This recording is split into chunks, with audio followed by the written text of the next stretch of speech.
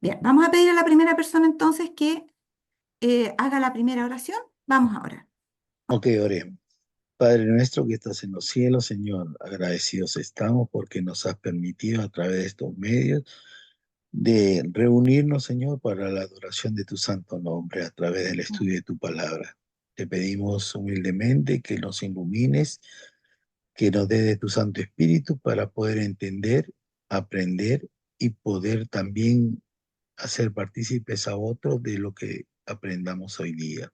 Ilumina a la hermana Jackie para que sus enseñanzas puedan ser conforme a tu voluntad y para que pueda, a través de tu palabra, mostrarnos claramente lo que tú tienes para nosotros. Bendice Amén. a cada uno de los participantes e ilumina nuestras mentes, Señor, danos el mismo espíritu que inspiró las Santas Escrituras para poder entender todo lo que se va a decir ahora. En Amén. el nombre de Jesús te lo pedimos. Amén, Señor. Amén, Señor.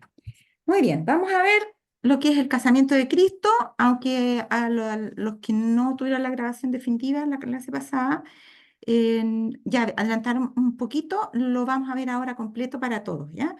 Entonces, los puntos tratados en la primera parte fueron el gran misterio de Dios, explicamos que esa era la encarnación.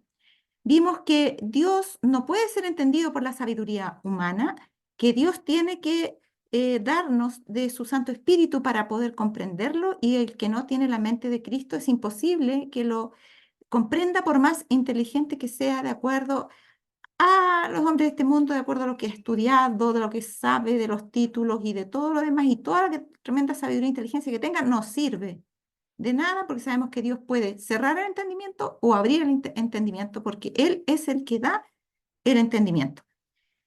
Tenemos el punto 3 que vimos, que Cristo se hizo garante de la existencia de la especie humana y que lo arriesgó todo por nuestra salvación. En otras palabras, cuando Dios en el gran pacto que hizo, ¿no es cierto?, para nuestra salvación, donde se unió el concilio divino para ver antes de la creación, ¿no es cierto?, de nuestro mundo y de todas las cosas, cómo iba a ser, y si es que alguna de las facciones creadas caía, cómo lo iban a hacer ellos. Entonces Cristo se ofreció para él, en otras palabras más simples, convertirse en una de esas criaturas y en sí mismo, por medio de su divinidad, unida a la humanidad, en este caso de la raza humana, se iba a introducir, digamos, a la humanidad perdida en sí mismo para ayudarla, para salvarla, para hacer la parte suya cuando ya estuviera redimida y que formaran parte de su propio cuerpo. Y entonces así podrían tener la vida, compartir la vida eterna que Él tiene cuando Él venga a buscarla, ¿ya? Y va a venir a buscar a su esposa. Lo arriesgó todo por nuestra salvación, hasta aún a riesgo de perderse a sí mismo y de que su divinidad se hubiese separado de su humanidad y que hubiese perdido sus atributos divinos. Ahora, el punto 3 era que veló su gloria divina cuando vino y la retomó cuando regresó, pero la retendrá por siempre. Siempre va, o sea, la naturaleza humana. La retomó la gloria divina, pero la naturaleza humana no es un impedimento para que retenga su naturaleza divina. Esa es la idea. Él puede convivir porque con su naturaleza humana, siendo perfecta y estando glorificada como humana, entonces puede estar unida sin problema a su naturaleza divina. ¿Ya? Eh, Vamos entonces a lo que tenemos hoy día, el casamiento de Cristo. Y acá tenemos un texto muy especial de Efesios 5:27 y dice así: a fin de presentársela a sí mismo una iglesia gloriosa, que no tuviese mancha, ni arruga, ni cosa semejante, sino que fuese santa y sin mancha. Nosotros tenemos que en los matrimonios tradicionales, por lo menos acá en nuestro país, cuando el novio quiere tomar a la novia, es el padre de la novia quien le presenta a la novia y se la entrega a su hija, ¿no? Para que la tome el marido como esposa. Pero aquí en este caso dice a fin de presentársela a sí mismo. Él mismo se la presenta a sí mismo y se la presenta como una novia radiante, ¿no es cierto? Sin ninguna falla, sin ninguna arruga, sin ninguna cosa ni una mancha de pecado. Esa es la esposa que Cristo puede tomar para hacerla una consigo mismo, consigo mismo. Acá dice, ven acá y yo te mostraré la desposada, la esposa del Cordero. Y me mostró la gran ciudad santa de Jerusalén que descendía del cielo de Dios, teniendo la gloria de Dios.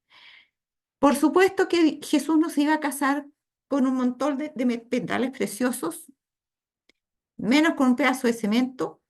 No, Jesús se iba a casar con los habitantes que estaban dentro de esa ciudad, con las personas que viven allí. Eso era la ciudad, la Santa Jerusalén.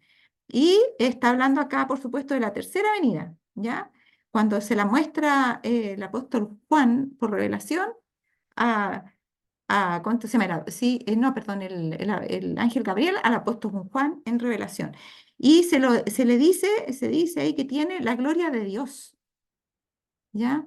Esta ciudad, porque Dios habita allí, habita con los habitantes de Jerusalén, ¿ya? Es el único planeta que, o el único mundo que va a vivir en el mismo planeta de Dios, ¿ya?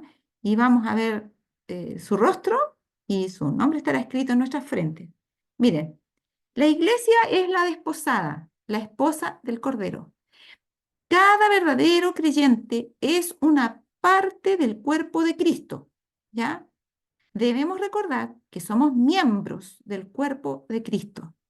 Entonces, así como la analogía se acuerdan del cuerpo, que es la iglesia, que es la esposa del Señor, aquí está diciendo claramente que esta esposada, esta iglesia, tiene varios miembros en el cuerpo, ¿no es cierto? Riñones, manos, brazos, pies, etcétera, orejas. Cada miembro tiene una función para compartir con el cuerpo y para tener una relación armoniosa, esa es la idea de un miembro con otro, y dice el apóstol Pablo que cuando un miembro se duele, todos se duelen con él, y eso significa que lo que cada uno hace afecta al otro. Por lo tanto, cuando la esposa de Cristo esté completa con todos sus miembros, la idea es que todos nos afectemos solamente para bien. Por eso la importancia de que nosotros seamos cada miembro debe recibir la aprobación del cielo para formar parte definitiva del cuerpo definitivo de Cristo. Dice Conflicto de los Siglos que hoy nosotros estamos en el periodo de la iglesia militante. Todavía no hemos llegado a ser la iglesia triunfante, pero cuando lleguemos a ser la iglesia triunfante, entonces será una iglesia perfecta, sin mancha, ni arruga, ni cosa semejante, y todos seremos miembros unos de otros, entrelazados todos como cuerpo y Cristo nuestra cabeza. ¿Ya? Ahora, la siguiente. La iglesia, dice aquí, es la desposada, la esposa del Cordero. Debe conservarse pura, santificada, santa. ¿Se fijan? Es la misma idea en esta otra cita. Nunca debe complacerse en ninguna necedad. Eh, Hay una cita que me llama mucho la atención, que el Espíritu de Profecía que está en los comentarios en el Antiguo Testamento, y dice que eh, a Cristo no le gusta la vulgaridad, no le gusta al Señor. Por lo tanto, qué importante es que nosotros, acuérdense los apóstoles, cuando la gente los veía, ellos iban sufriendo un cambio. No sé si ellos eran muy conscientes de cómo iban cambiando ellos al relacionarse con Cristo, pero ellos ya dejaron las palabras que no convenían, dejaron todas las cosas que podían ofender a su maestro, y de ahí lo terrible de Pedro cuando niega al Señor, que lo niega con juramentos y con palabrotas que no corresponden, con maldiciones también. Entonces, en este caso, cuando nosotros seamos definitivamente aprobados por Dios, seamos sellados, se haya terminado la obra de Dios en nuestra vida, ya nosotros no haremos ninguna de esas cosas y no nos complaceremos en ninguna necedad y no tendremos ninguna vulgaridad con la cual desprestigiemos al resto del cuerpo y a nuestra cabeza. ¿Por qué? Porque somos la novia de un rey. Por eso dice, nunca debe complacerse en ninguna necedad porque es la novia de un rey. Pues es la novia de un rey. Sin embargo, no comprende su excelsa posición. Y ese es el drama, que nosotros tenemos promesas maravillosas que nos dan a entender que el trato de Dios para nosotros es sumamente especial porque nosotros nos hemos consagrado a Él y hemos entrado en una relación de pacto y entonces el Señor nos está educando para tener un casamiento con nosotros y vivir eternamente con nosotros. Y si nosotros entendiéramos eso, que somos las novias de un rey, estaríamos, dice, internamente llenos de toda gloria, o llena en este caso la iglesia, de toda gloria. Ya, siguiente. Todos los casos, y esta es una cita que apunta al final, cuando ya se haya completado, digamos, este casamiento. Todos los casos habían sido fallados. ¿Qué ocurrió entonces? Terminó el sellamiento. Para vida o para muerte. Mientras Jesús oficiaba en el santuario, había proseguido el juicio de los justos muertos y luego el de los justos vivientes. Ahora sabemos que estamos en los justos muertos y pronto, en algún momento, comenzará el de los justos vivos. Cuando termine eso, se habrá acabado el sellamiento y la oportunidad de salvación. Cristo, habiendo hecho expiación por su pueblo y habiendo borrado sus pecados, había recibido su reino. El lavamiento de los pecados en Apocalipsis se describe como emblanquecer nuestras ropas en la sangre del Cordero. Yo dudo que alguien vaya a tener la buena idea de usar de blanqueador un poco de sangre. Nadie lo usa. Es algo simbólico. Se está refiriendo a la limpieza del pecado, que se puede limpiar en la sangre de Cristo puesta a nuestro favor para ocupar el lugar del pecador y que la muerte de Cristo sea verificada para nosotros y que nosotros podamos disfrutar del perdón y de la santidad que Cristo nos ofrece.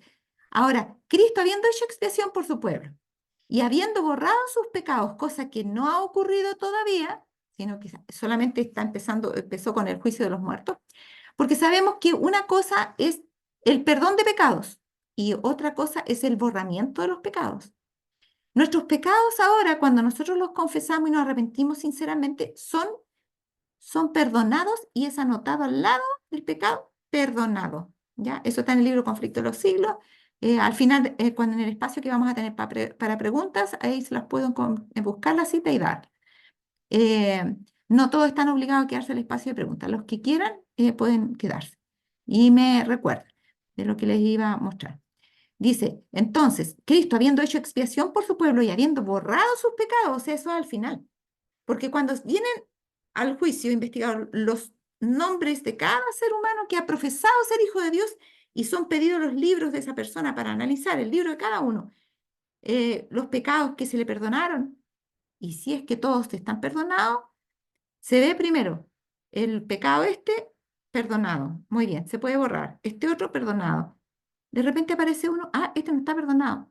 Entonces se borra el nombre del libro de la vida de esa persona y ese libro queda reservado para ser estudiado en el milenio como un libro, en el libro de la muerte. Esos nombres con esos pecados, porque habiendo un solo pecado que no haya sido perdonado, se borran nuestros nombres.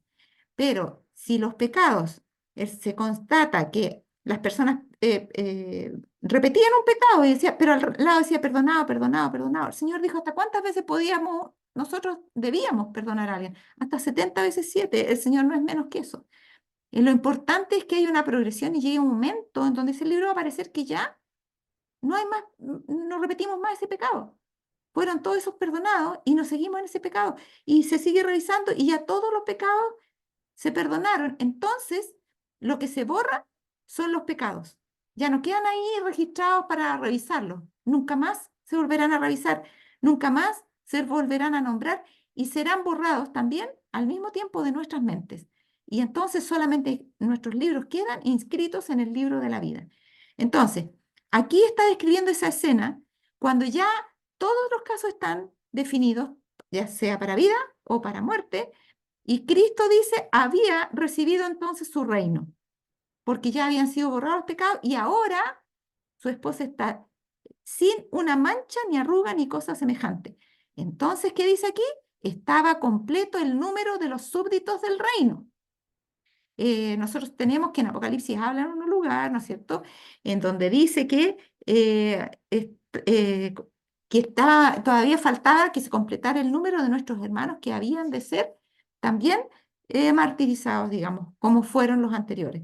Entonces, que el número de los consiervos, había un número que tenía que ser completado, en este caso, de los que todavía tenían que morir como mártires. Siempre el Señor tiene un cómputo especial de todas las cosas, el Señor es un Dios de orden.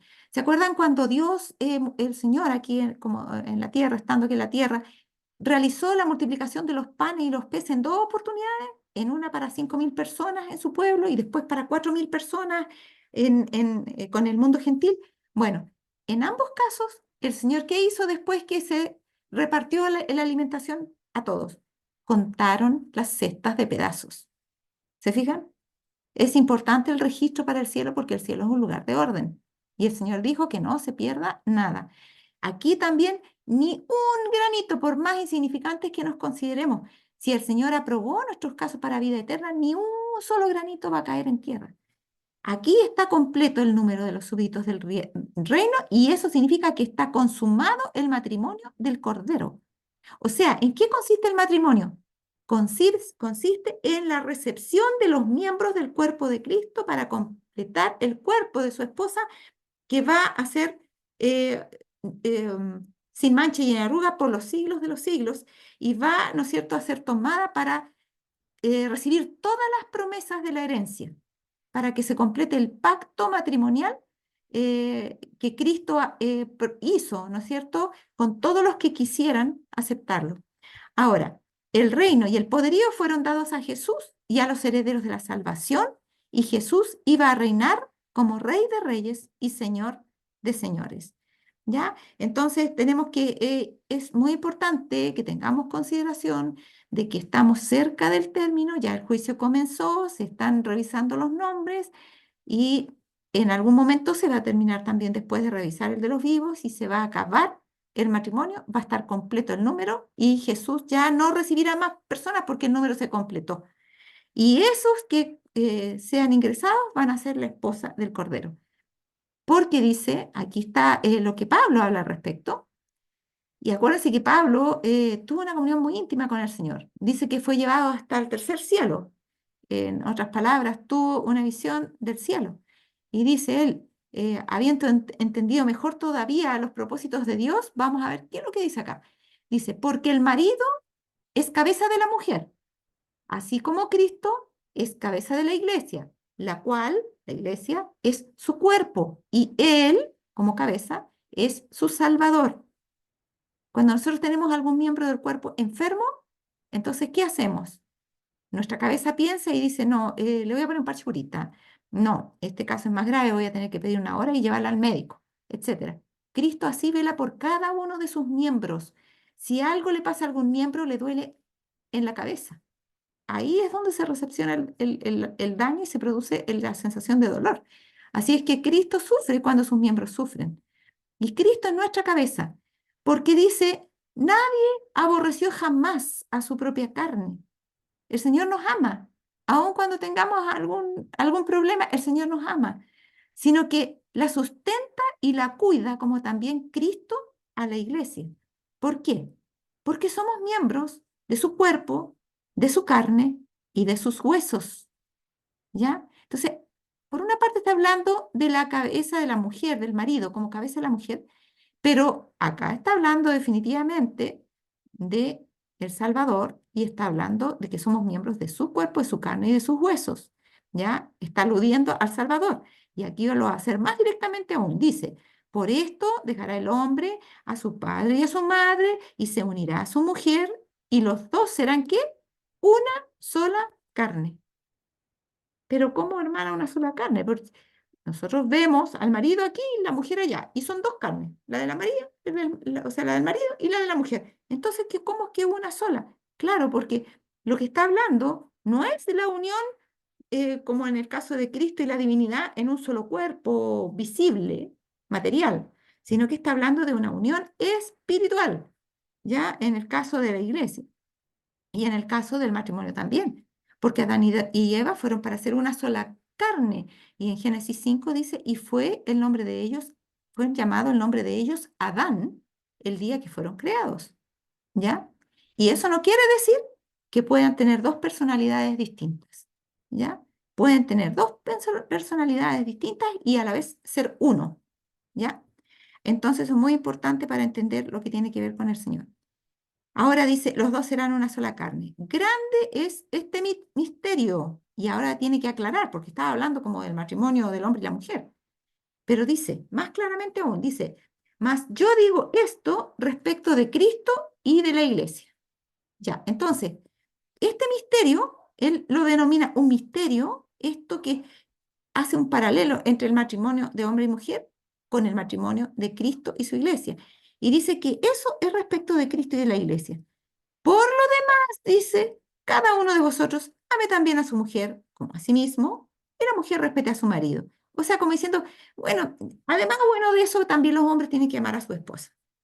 Pero yo no estoy hablando de eso, está diciendo Pablo. O sea, eso no es el fondo. Lo que yo quiero destacar es el matrimonio de Cristo. ¿Se fijan? Por eso dice, por lo demás. En síntesis, sí, bueno, sí, en el matrimonio también se cumple esto, dice él. Pero nosotros muchas veces usamos, se usan estos textos más para hablar del matrimonio del hombre y la mujer que para hablar del casamiento de Cristo con su iglesia. ¿Se fijan? Ahora, siguiente dice, la cultura divina proporciona perfección.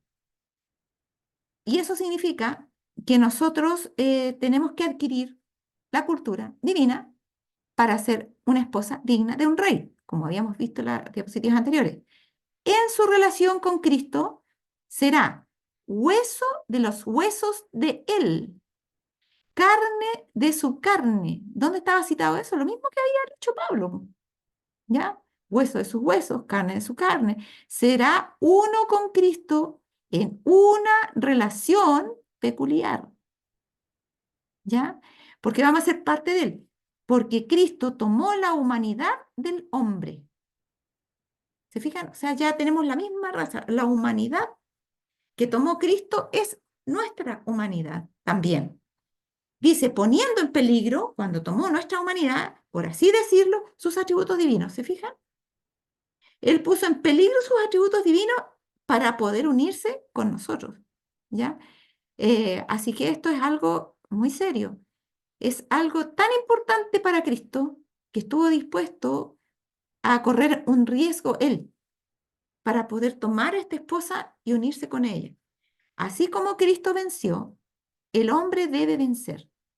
Y los que se esfuerzan fervientemente para vencer, y no es un asunto, sí, voy a probar, yo quiero ser cristiano, sí, me gusta, pero voy a ver.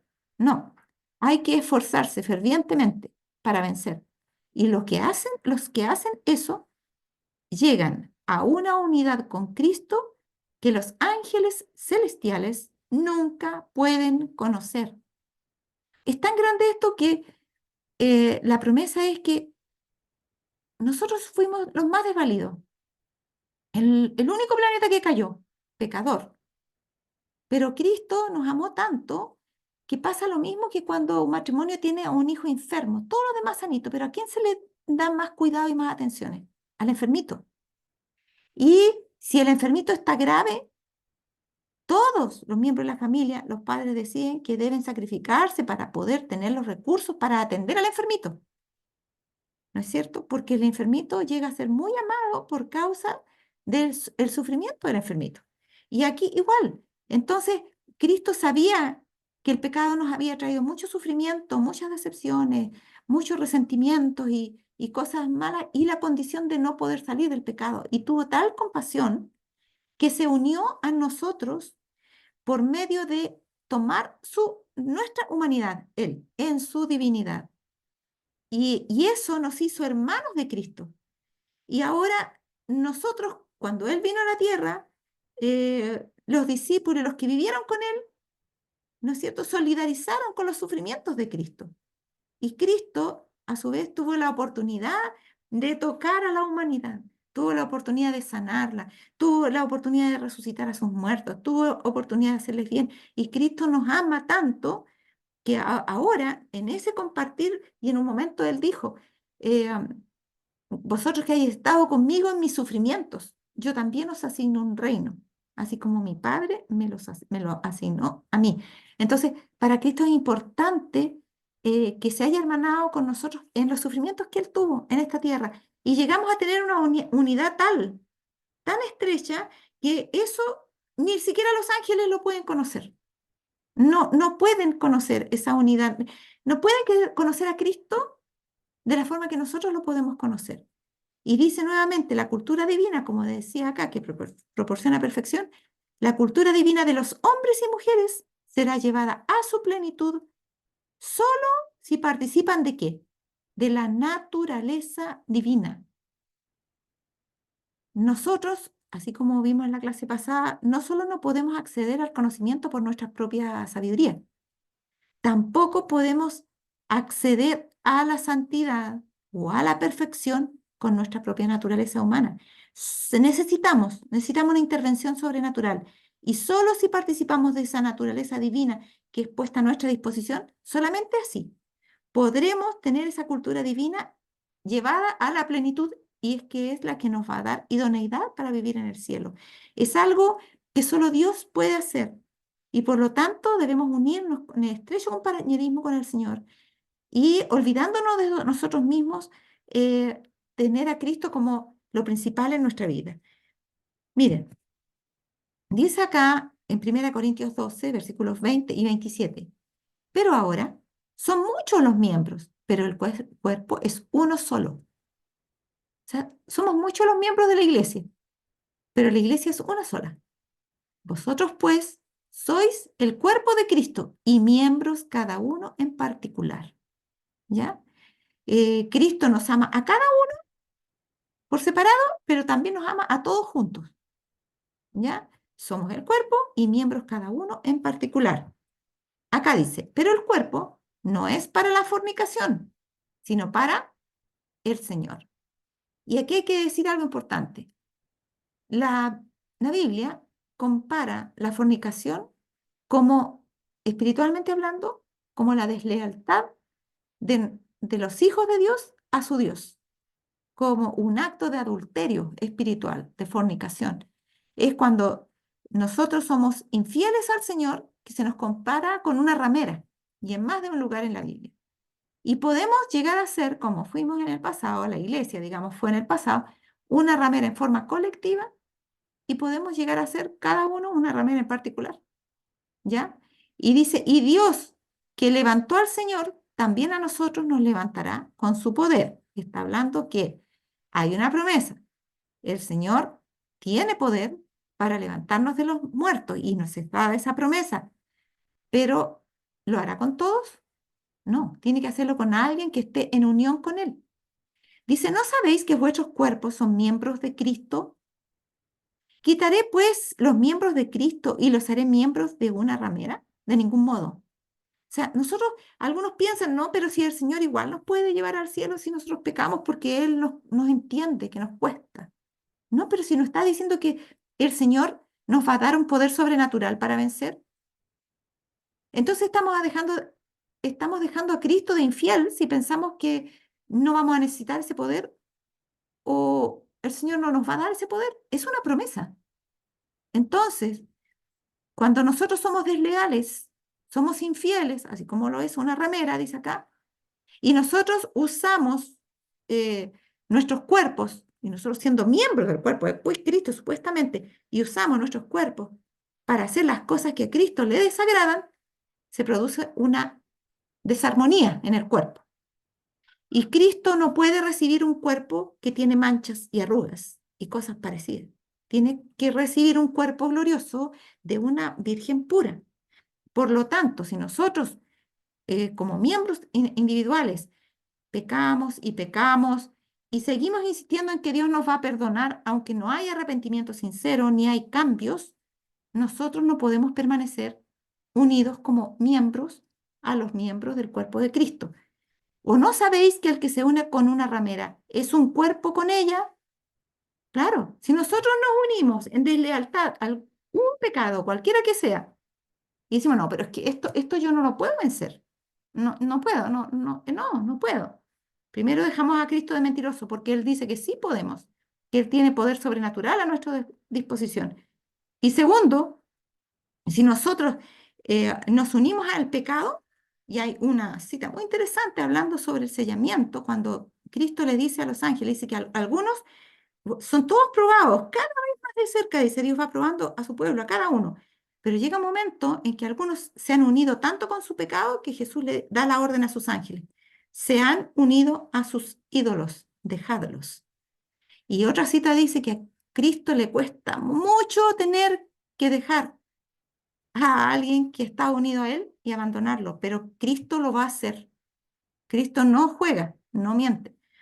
Y si nosotros estamos unidos a nuestro pecado, es igual que la unión con una ramera, y Cristo no acepta tener a una mujer que está unida a otro hombre, ¿ya?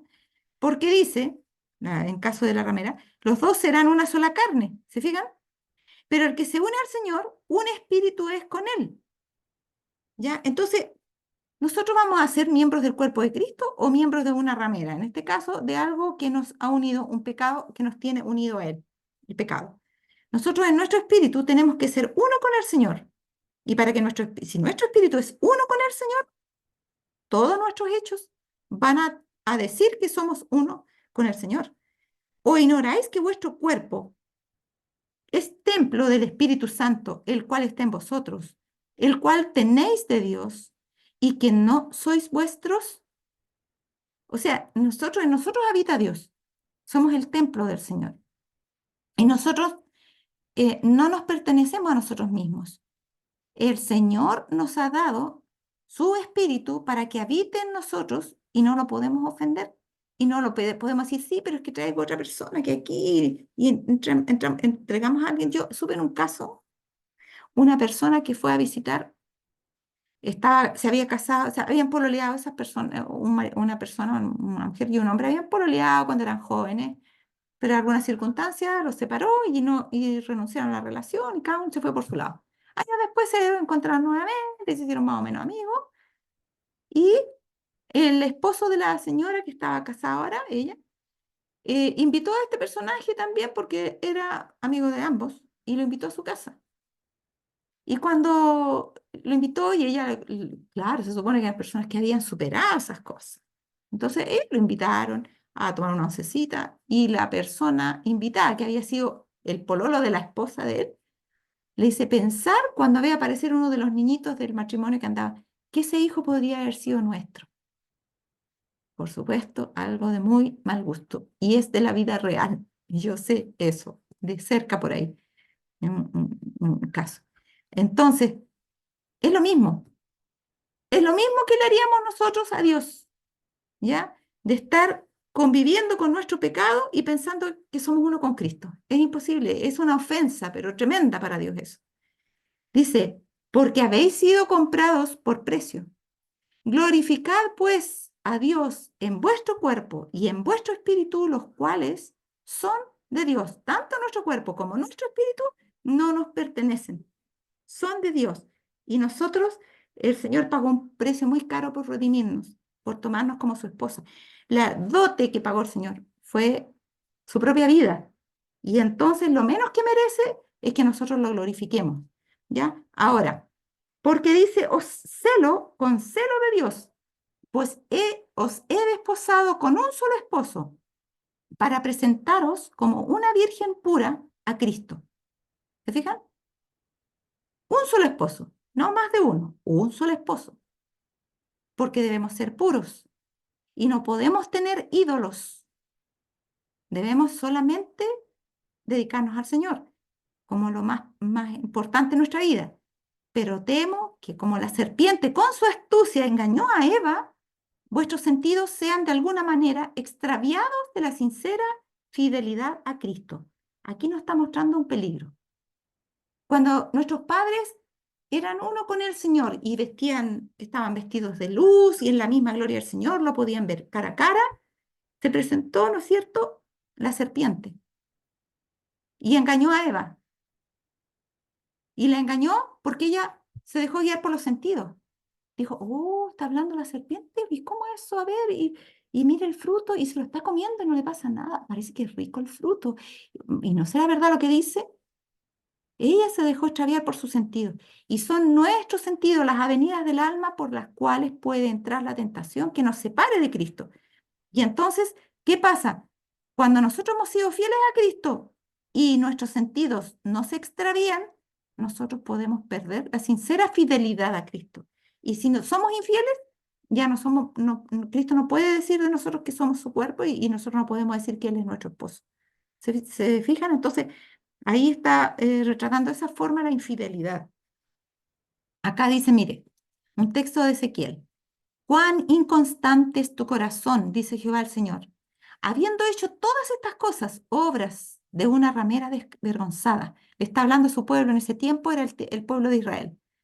Antes, yo tendré memoria de mi pacto que concerté contigo en los días de tu juventud y estableceré contigo un pacto sempiterno. Entonces le dice, mira, a pesar de que has sido una ramera desvergonzada, yo no voy a ser infiel igual que tú. Yo voy a acordarme que tengo un pacto matrimonial contigo cuando eras joven, cuando me casé contigo cuando tú eras joven. Y voy a establecer contigo un pacto sempiterno que va a durar eternamente y para siempre. ¿Ya? Está hablando de Israel como nación. Y ese pacto todavía está, esa promesa de concertar ese pacto en forma sempiterna todavía está presente para el Señor y se va a cumplir. Y te acordarás de tus caminos y te avergonzarás cuando recibas a tus hermanas, las mayores que tú. ¿Cuáles eran las mayores del pueblo de Israel? Todas las generaciones que vivieron antes que Dios formara su pueblo de Israel, de Adán hasta Moisés. Y las menores que tú, ¿cuáles son las menores que tú? Las que surgieron después de que se acabaron los, en la profecía, digamos, contenida en la profecía de los 2300 días, estaban los días para Israel y se terminaron en el año 34 y después comienza, ¿no es cierto?, nace el pueblo cristiano y esas son las hermanas menores.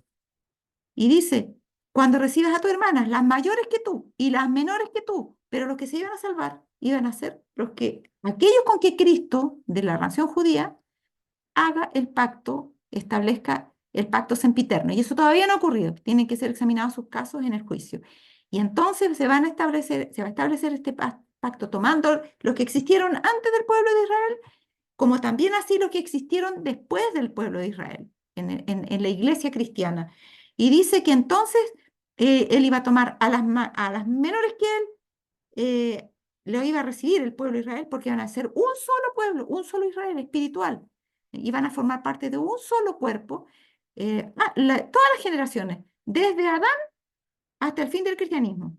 Y dice, las cuales yo te daré por hijas, ¿no es cierto? Tanto las que existieron antes de Moisés como las que existieron después de que fue Cristo muerto en la cruz, mas no por tu pacto, sino por mi pacto que yo confirmaré contigo.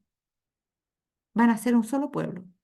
Yo voy a hacer un pacto sempiterno para siempre contigo y todas las que estén unidas a ti también. Pero yo lo voy a confirmar. No va a ser por tu pacto, porque tú a cada rato fallabas en tu pacto, sino va a ser por mi pacto que yo confirmaré contigo. Yo voy a tener presente que hice un pacto, pero esto no quiere decir que el Señor va a hacer vista gorda a los pecados de un pueblo completo, no. El Señor va a tomar de ese pueblo y dice en una parte más adelante también ahí en el Antiguo Testamento que los va a buscar con linterna para ver cuáles eran fieles y va a reunir a todos los fieles desde antes como decía, de Moisés, a los del pueblo de Israel que fueron fieles y a los del cristianismo que fueron fieles. Y entonces, por su pacto, por la fidelidad a su pacto, el Señor los iba a confirmar con él mismo, que yo confirmaré contigo. Y sabrás que yo soy Jehová para que te acuerdes y te avergüences y nunca más abras la boca a causa de tu vergüenza cuando yo perdone todo lo que hiciste, dice Jehová el Señor. Entonces, el Señor que está diciendo que a él le duele nuestra infidelidad, pero que a nosotros va a dar vergüenza el darnos cuenta que le hemos fallado al Señor. Hay en el conflicto de los siglos una cita que dice que en el tiempo de angustia, muchos lo que más van a lamentar es ¿por qué no pude hacer más por el Señor? Yo podría haber hecho más por el Señor y ahora Ahora, cuando hay tantos que se están perdiendo, muchos no se habrían perdido si yo hubiera hecho lo que tenía que hacer por el Señor. Yo le fallé al Señor. Y eso es lo que más les va a doler. Y entonces dice, nos avergonzaremos. Y dice, pero sí Él va a renovar ese pacto cuando yo perdone todo lo que hiciste, dice Jehová el Señor. Y hay una cita muy linda del conflicto de los siglos cuando hablan que Dios pronuncia el pacto sempiterno cuando Él está regresando en la segunda venida, en el momento de la resurrección especial, y lo pronuncia para cumplir la promesa que hizo de que nos va a recibir aún el pacto. ¿Por qué? Porque ahora, y no es el tema de esta clase, pero ahora el pacto con el Señor como iglesia está roto, y hay citas sobre eso, pero no vamos a ver esa parte ahora, pero sí el Señor va a hacer un pacto al final, cuando nos plante en la tierra, que esa es la característica del pacto, cuando hayan sido grabadas la ley de Dios en nuestras mentes y en nuestros corazones, porque ese es un proceso que Dios está haciendo en su pueblo. Ahora miren, la unión con Cristo mediante una fe viviente es constante. Toda otra unión debe perecer. ¿Está claro eso? Es súper importante esto. Nos unimos con Cristo en una fe viviente. No así ya, sí, ya, sí voy a orar, sí, ya voy a estudiar la Biblia, ya, sí, pero, no, pero tengo que hacer. No, nuestra fe segura, vienen las pruebas y nosotros no. El Señor de alguna manera me va a mostrar el camino, el Señor algo va a hacer, aunque parezca que todas las puertas están cerradas, el Señor va a abrir las puertas. Nuestra unión con Cristo tiene que tener una fe viva y constante. Y eso significa que para que eso pueda resultar, cualquier otra unión debe perecer. La unión principal, la más importante a la que deben estar supeditadas cualquier otras uniones, es la unión con Cristo. Si Cristo aprueba que estemos unidos a otra cosa, alguna responsabilidad, depende de la decisión de Cristo, no de mi voluntad, no de mi decisión, depende de la decisión de Cristo, porque ahora es Él el que mora en mí y Él hace las obras y Él elige qué obras va a hacer. Habrá una lucha con obstáculos externos e internos. Debe haber, miren qué interesante, una dolorosa obra de separación, así como una obra de unión. Separarnos es doloroso de las cosas que antes hicimos, de las personas que antes amamos, de las costumbres que antes tuvimos, pero es doloroso para mientras se produce la separación. Pero cuando llegamos a comprender que tenemos paz, que sentimos al Señor más cerca que antes y nos hemos unido más estrechamente con Cristo, entonces estamos satisfechos y orgullosos y felices y contentos de haber tenido esa obra que Dios la haya podido hacer en nosotros y se lo hayamos permitido, esa obra dolorosa de separación. ¿De separarnos de qué? De todo lo que nos separe de Cristo. Pero al mismo tiempo que nos separamos de todo lo que nos separe de Cristo, tenemos también que unirnos a todo lo que nos una a Cristo. Y esto significa obediencia, porque dice que Dios prepara las obras de antemano para que andemos en ellas. Y cuando nosotros estamos viviendo de acuerdo a las obras que Cristo nos presenta, nos vamos uniendo a Él, momento a momento, obra tras obra, cosa tras cosa. Cada obediencia implícita al Señor es una obra de unión. Ahora dice, dejará el hombre a su padre y a su madre y se unirá a su mujer y serán una sola carne. Esto se tiene que replicar en nuestra unión con Cristo. No debe haber, y está en Lucas 14, clarito, dice que si no alguien no aborrece y deja padre, hermanos, mujer, hijos, por amor de Cristo, no es digno de Cristo. Dijo que Jesús decía ahí que vio a las multitudes que lo seguían y les dijo, eh, si alguno no aborrece a, digamos, todos los que lo rodean, entonces no es digno de ser mi discípulo. Así es que, aunque yo veo muchos acá, no son todos los que me van a seguir. No son todos los que me van a seguir y todos no van a ser los que se van a unir conmigo, ¿ya? Entonces, a veces tenemos que dejar los vínculos. Igual como antes de casarse, la novia y el novio están tan enamorados que para ellos es casi un placer, un privilegio, una feliz expectativa saber que se van a ir de sus respectivos hogares y vivir juntitos solos los dos. ¿Sí o no? Eso sí. De repente se le echa de menos al padre, a la madre, va y se los visita, ¿no? Pero la verdad es que nosotros deberíamos cada vez estar más unidos a nuestros esposos y cada vez menos unidos a nuestra familia. Y esto mismo se replica en nuestra unión con Cristo. A medida que nos unimos más a Cristo, nos vamos separando más de todas las cosas que nos separan de Cristo. Y llegamos a ser una sola carne, carne de su carne, huesos de sus huesos y sangre de su sangre, de Cristo, en comunión con Él. Ahora, hay condiciones que cumplir si es que vamos a ser bendecidos y honrados por Dios. Ajá.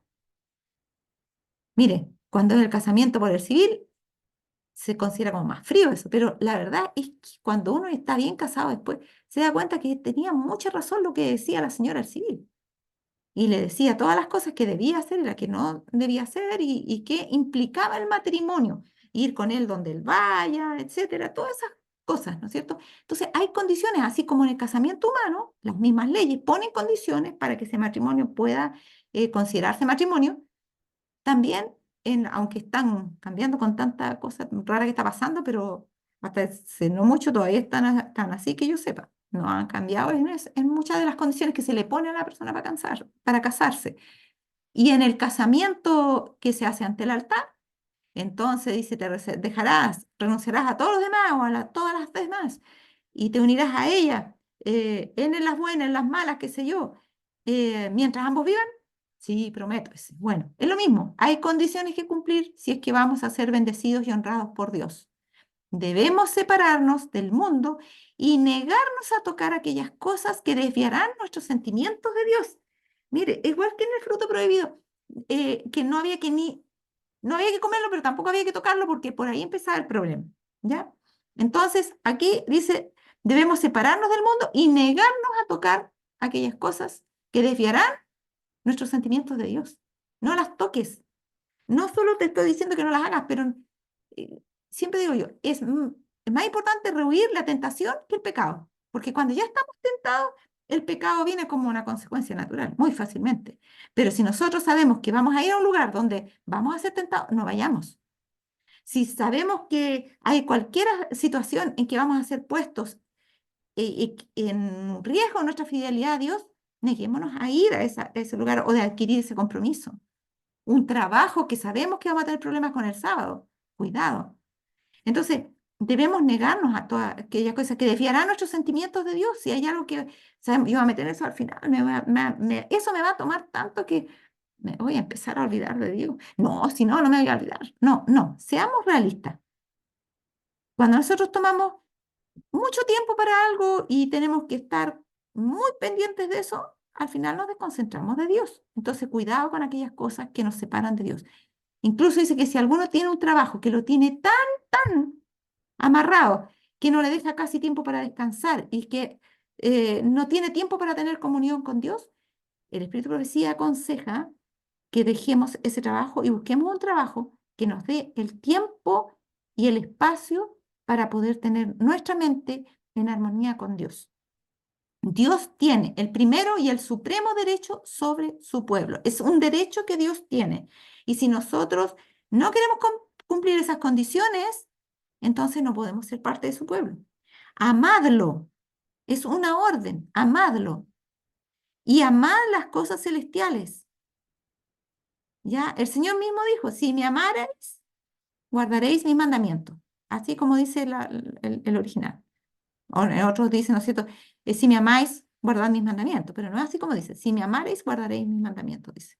Amadlo y amad las cosas celestiales. Vuestros zarcillos deben ser cortados de todo lo terrenal. O sea, nosotros somos, Él es la vid, nosotros somos los pámpanos y los zarcillos que no se anden amarrando por otro lado para irse a otro lugar. Hay que cortarlos para que sigan unidos a donde deben estar unidos, al Señor. Dios dice, los recibirá si abandona a todos los que quieran hacer el pacto con el Señor, los recibirá si abandonan sus malas prácticas. Mediante una unión con la naturaleza divina de Cristo, pueden escapar de las influencias corruptas de este mundo. Pregunta, ¿me puedo unir a la naturaleza divina de Cristo si tengo un ídolo en mi vida? No, porque unirse a la naturaleza divina de Cristo es un acto de Cristo. Lo que yo pongo es solamente mi voluntad. Y Él realiza eso. Y Él no lo va a realizar si ve que nosotros estamos amarrados a un ídolo. Entonces, debemos soltarnos de todas las amarras que nos separan de Dios para que se pueda producir esa unión con la naturaleza divina de Cristo. Y si nosotros abandonamos nuestras malas prácticas, esas que nos separan del Señor, y mediante una unión con la naturaleza divina de Cristo, podremos entonces, ahí pueden, dice, escapar de las influencias corruptas de este mundo, ¿ya? Es en unión con Cristo que podemos rechazar todo lo que nos separa del Señor. Cristo lo arriesgó todo. Por nuestra redención, el cielo mismo se puso en peligro. Podréis estimar el valor de un alma al pie de la cruz, recordando que Cristo habría entregado su vida por un solo pecador. Ese es el amor de cada miembro en particular, como de todos los miembros de su conjunto. Pero no es que Dios ama solamente cuando estamos todos juntos y la mayoría, sino que también nos ama a cada uno en particular al punto que habría dado su vida por cada uno de sus miembros. Así como Cristo amó a la iglesia y se entregó a sí mismo por ella. Ese versículo que está en Efesios 5:25 nos decía claramente, en esa analogía que sea entre el matrimonio de Cristo y el matrimonio de los seres humanos, que Cristo amó a su iglesia y se entregó por ella a sí mismo. Y acá dice que él se habría entregado por, por sus miembros, aunque hubiera sido un solo pecador. Ahora dice aquí, presentar al mundo este misterio que Dios mantuvo en silencio durante siglos eternos, antes de que el mundo fuera creado, antes de que el hombre fuera creado, era la parte que Cristo debía cumplir en la obra que Él emprendió cuando vino a esta tierra. Y este maravilloso misterio, la encarnación de Cristo y la expiación que Él hizo, debe ser declarado a cada hijo y a cada hija de Adán. Hablar del sacrificio que costó a Cristo poder encontrar a su esposa y llevarla a vivir con Él. La dote que tuvo que pagar fue tan alta, fue la encarnación y la expiación. Eso debe ser declarado a cada hijo y a cada hijo, hija de Adán.